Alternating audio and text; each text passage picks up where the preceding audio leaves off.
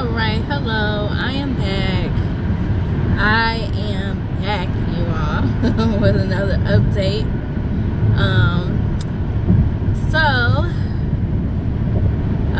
I am, real quick before I start my video, I am on my way to O'Hare.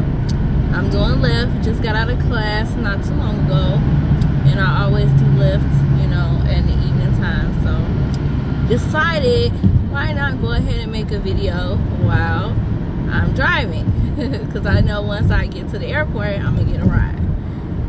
So updates, MRI updates.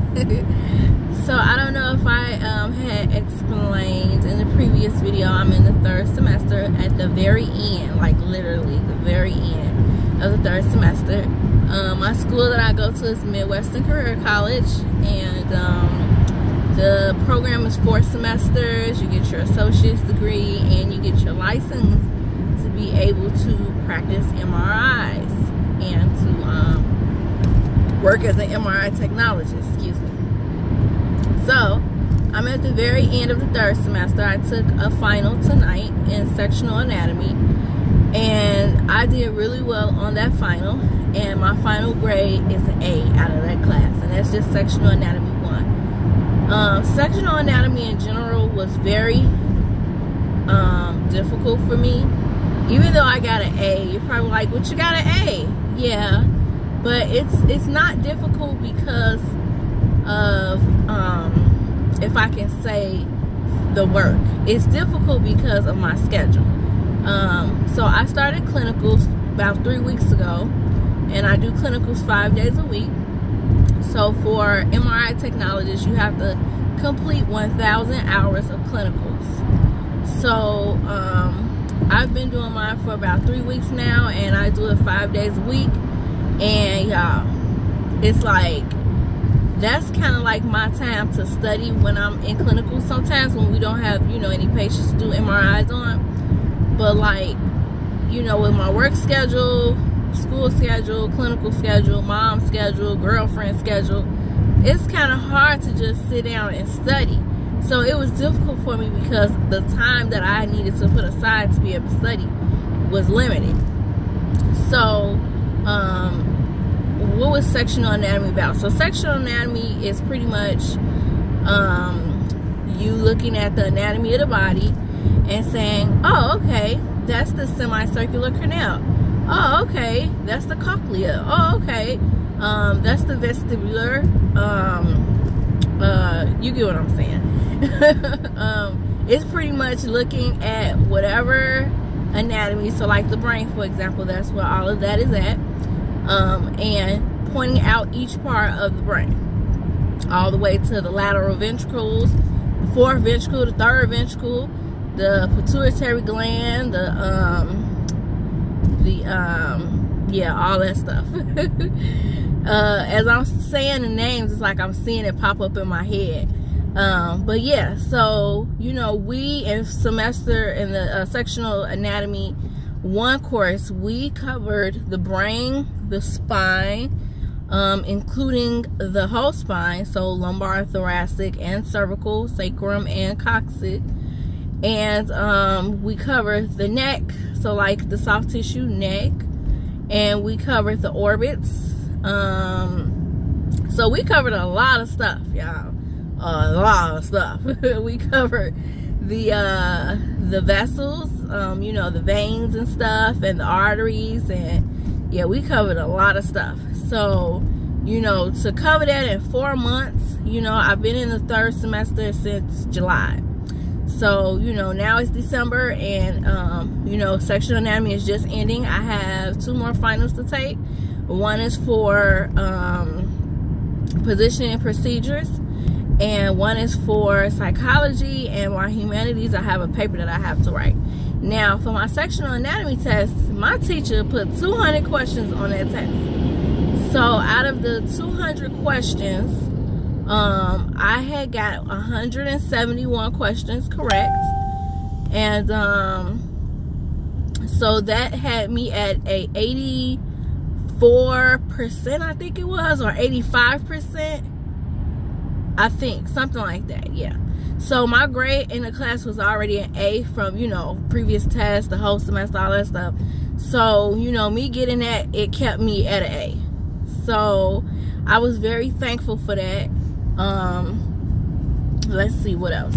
Clinicals. So clinicals has been really good. So I found out that my school is pretty much over preparing us.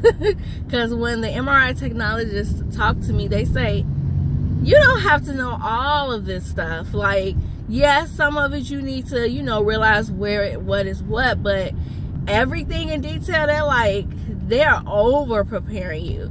So, I mean, but that's good though, because, you know, I plan on going back and getting my bachelor's degree. So, you know, I want to be more than prepared. So when it comes to getting a bachelor's degree, it won't be so difficult for me, you know. So yeah, I'm very happy. You know, everybody in my class passed, you know, on the test and stuff, you know, and I'm just proud of all of us. You know, I'm proud of all the hard work we put in to, you know, get there and do what we need to do to pass this course, you know. And tomorrow we take our positioning and procedures course, which, I mean, final exam. And the position and procedures class, it's basically about, you know, if you're doing an MRI of the brain, what coil would you use? What position would you have the patient in? How would, you know, pretty much how would they be laying? Where would the longitudinal light be on the patient's head? What, like I said, what type of coil would you use? What other coils could you use? Just in case you don't have that one specific coil that's meant for, you know, that MRI of the brain. So that's what position and procedures is. And, you know, it's also about protecting the patient, making sure that you have, you know, protection between the coil and the patient so that they won't suffer from burns or, you know, just a lot of things like that. And also, it's about, oh, that tar is so strong, y'all. I'm on the expressway and it's construction going on because they're tarring the road. So that tar is like so strong. You can smell it through the vents. But, excuse me. So yes, so like I said, this course has been very nerve-wracking. That's the correct answer. Nerve-wracking. But at the same time, I feel as though this course allows me to push myself further than what I've ever pushed myself to achieve what it is that I need to achieve. Because when I was in CNA school, that wasn't hard. You know, like CNA, you know, it's definitely a lot of learning of patient care and some, you know, anatomy and also diseases and stuff like that. But it doesn't go in depth.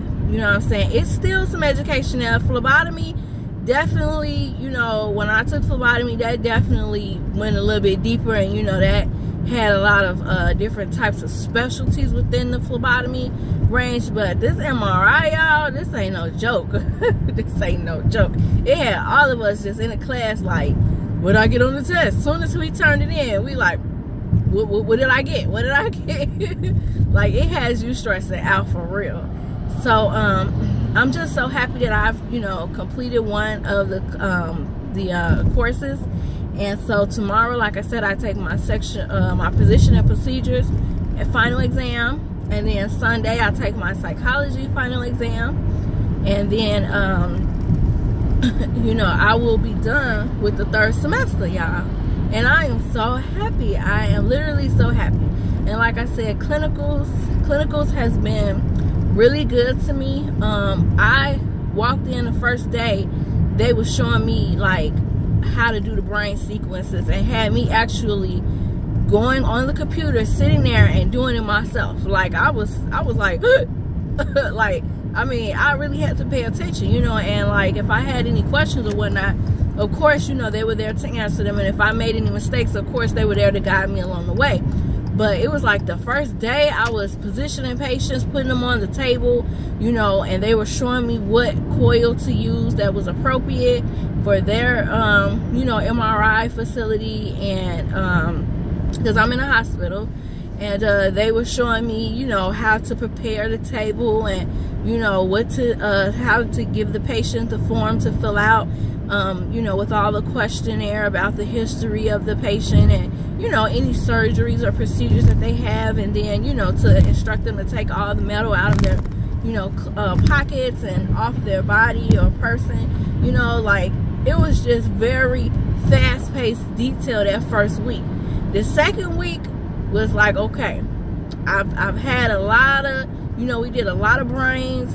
You know, I did a lot of lumbars. You know, I did some foot. I did some foot. But I don't have as much practice on the foot. But I know, you know, as those 1,000 hours, you know, as I can keep completing those hours, I'm going to get more and more practice on doing MRIs on the foot. We've definitely done some MRAs, and which is like angiograms. And, you know, I'm getting a chance to see how to do 3D acquisitions. And so, yeah, it's just like in clinicals, you just, all that stuff that you have learned in your book, now you're applying it. Now things are starting to link up, and you're starting to say, oh, yeah, I remember this in my physics books. This was saying this and that. Okay, drop the phase, up the field of view, you know, this and that, and blah, blah, blah, to, you know, decrease scan time. And it's like things start clicking, you know, things start coming to your brain because you've done your studies, you know, and now you're applying it or whatever. So yeah, I feel like I just said a whole bunch, and I hope that, you know, this has been helpful for you all. If you all have any questions, please feel free to ask. You know, I am always quick to respond on my YouTube, and it comes straight to my phone, so you know, I definitely will respond. And if you all want me to do a video about anything in specific, let me know when it comes to MRI. You know, definitely let me know. I'm thankful. Like I said, I believe that I'm going to pass everything with flying colors. My current grade right now in psychology is a B. I have an 84%. So, you know, once I take this final, it could either bump my grade up or it could keep me at a B. In humanities, I got a B as well. I think I got an 86%. And then in a position and procedures, I have an A. So, you know, I pretty much got my grades together, you know, and like I said, it's definitely a course that requires your attention and it requires you to study, you know, but I'm definitely telling you, like, it's not something that you can't handle. You can definitely handle this, you know, and you could definitely handle it once you know the pay. Like, for me, I'm not going to say the full motivation is money, but for me, half of the motivation is the amount of pay that I'll be getting afterwards. It's like, okay, I got to do this because I know that, you know, I'll be able to, you know, enjoy things, be able to provide more, you know, for my child. I'll be able to do more, you know, for myself and different things like that. But then the other part of it is, why not invest in yourself? Invest in your education, invest in yourself. You know, that's the best thing you can do, is invest in yourself. You know, like some people, you know, and I'm not throwing shade on any of the other certificate programs. You know, like I said, I'm a CNA and I'm a phlebotomist. Those are certificate programs, not throwing shade on anything, because those have really helped me to, you know, get by and be a provider, you know, for me and my son, you know. But going to those programs, you know, you be in there for a couple of months, you know, you get your certification. You know, here in Illinois, like, phlebotomy starts off at like 15, 16 an hour, depending on where you work. You know, it could be more, it could be less. CNA, you know, starts off at $12 an hour here in Illinois. You know, and if you had years of experience, of course, you can go all the way up to $22 an hour. You know what I'm saying? But with experience, though. Like, I've been a CNA since 2011. So those years of experience helps, you know, every year to add more to your pay scale. So, like I'm saying, like, you know, those certificate programs are cool, but when you invest in yourself and get a degree, you're not also, you know, adding a degree under your name but you're also investing in yourself, and you're making yourself more marketable for higher paying jobs. So it's like, for me to be more marketable and to, you know, like I said, not have to feel as though, you know, I'm sorry, you all, I'm here at O'Hare, so I'm trying to find a parking spot here in the parking lot. There's a queue parking lot that us Uber and Lyft drivers go and sit in until we get a ride. So I'm trying to find a parking space right now that I feel comfortable parking in. Let's see. I guess I could park right here. This is okay. Okay. Yeah, this is okay. Oh, wait. You know what? I don't like this bright light in my face. This light is super bright. Let's park somewhere where the light ain't super bright in my face. Or the light isn't super bright in my face. Right? Okay. I guess I can park right here. Should be okay.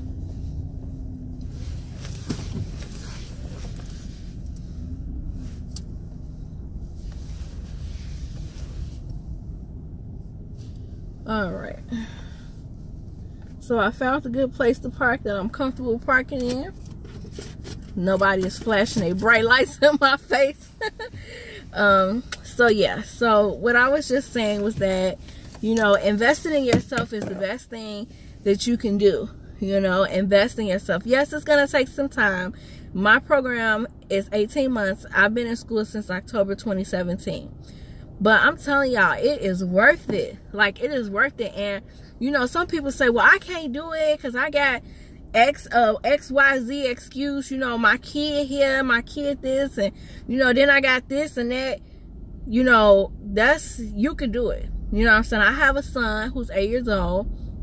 I pick him up from school. I drop him off at school every single day. You know, I have bills to pay. I have rent to pay. You know what I'm saying? I have other expenses to pay for. You know, I do my full-time Lyft. I work part-time at the hospital. Still do my clinicals 5 days a week. Like, yeah, I'm pushing the hell out of myself. But, you know, I'm doing it. You know what I'm saying? And I'm doing it while I'm young. You know, now once I get old, like 70, 80 years old, I'm not going to want to be doing this.